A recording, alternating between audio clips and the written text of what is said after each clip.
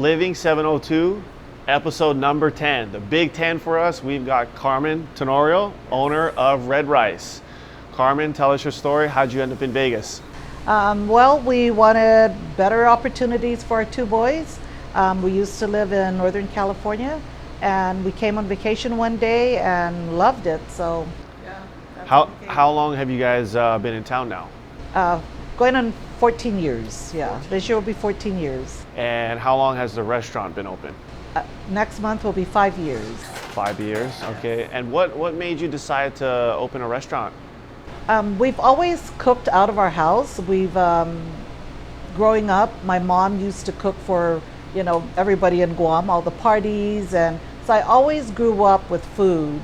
And we started actually in Northern California. Okay. There was a Guam store. The lady asked what I could cook. I started selling food there on weekends, on my days off. And then we moved to Vegas. There was a Vietnamese restaurant here.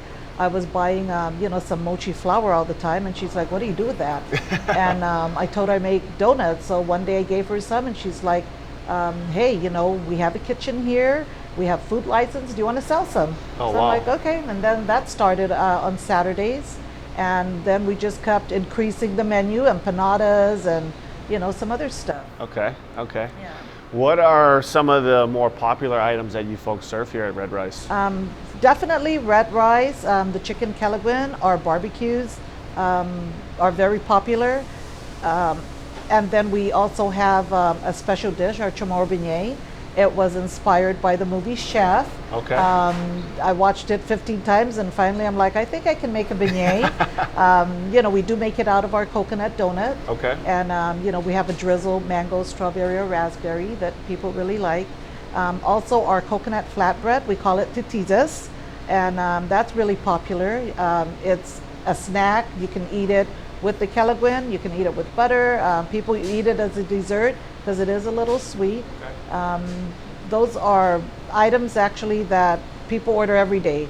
The chicken kelaguen, it's a must. Again, chicken kelaguen and Red Rice go hand in hand when you say Guam, Yeah, so, yeah.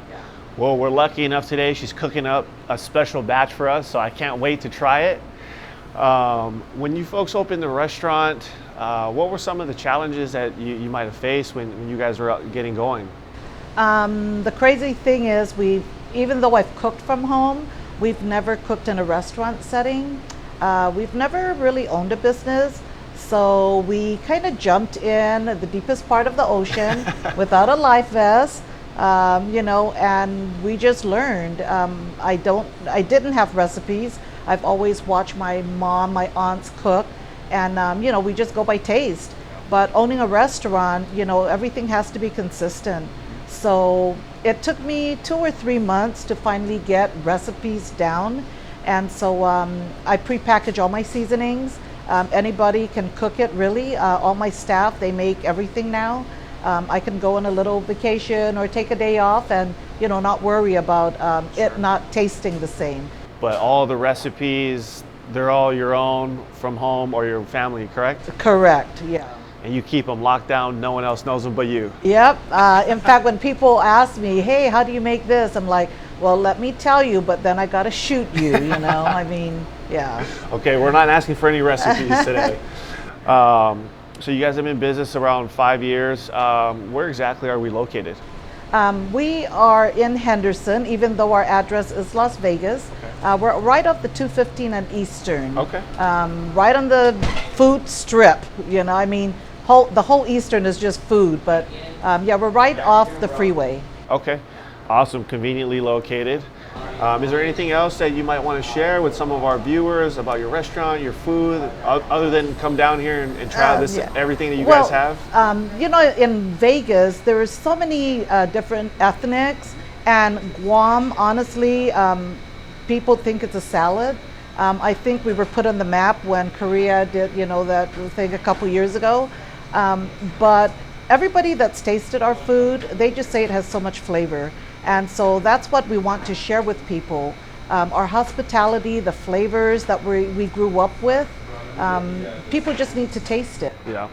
And you guys were the first Guamanian restaurant in town, correct? No, we No? are actually the fourth. Fourth. Okay. Many of them, well, three of them, you know, one of them was right down the street, in fact. Okay. And then two of them were in the north side, and then off of Flamingo and Decatur. And we are the fourth. I've heard we're the longest. Many of them have not lasted a year, but you know, we're fortunate. And I just say it's with the timing. You know, back then people didn't want to taste, you know, different food. They're used to hamburgers or Chinese food. But you know, just again with, you know, the timing, people are more open to trying new things. Yeah. So your husband also helps you with the restaurant, and your son? My husband, my two boys, and then everyone actually that's my staff is family. Okay. We've had one or two that were culinary students, and you know, they've moved on. They're in college, and you know, this was just kind of, you know, a passing time thing for them, which is great. We've learned from them. They've learned from us, but it's just all family. We do have one staff that he's not Guamanian, but he's a stepson of my cousin. Okay. But he, you could take him for Guamanian. I mean, he eats like a Chamorro. He cooks like Chamorro. He makes red rice better than my kids. Oh, wow. Yeah, so it's easy to learn, you know, but like I said, you know, everything's just prepackaged, and, you know, once you have the instructions and you know how to do it, yeah, it's easy. Awesome. Well, Carmen, thanks so much for your time. We really appreciate you Thank having us you. and letting us Yeah. feature you on our show. We're going to enjoy some food now. Yes, yes. And, you know, obviously Yeah. we want more of our fans and our followers to come out, support you guys, and For try sure. out the Thank amazing you. food. Thank you. All And right. Sidus Masi. Thank you so much. Thanks.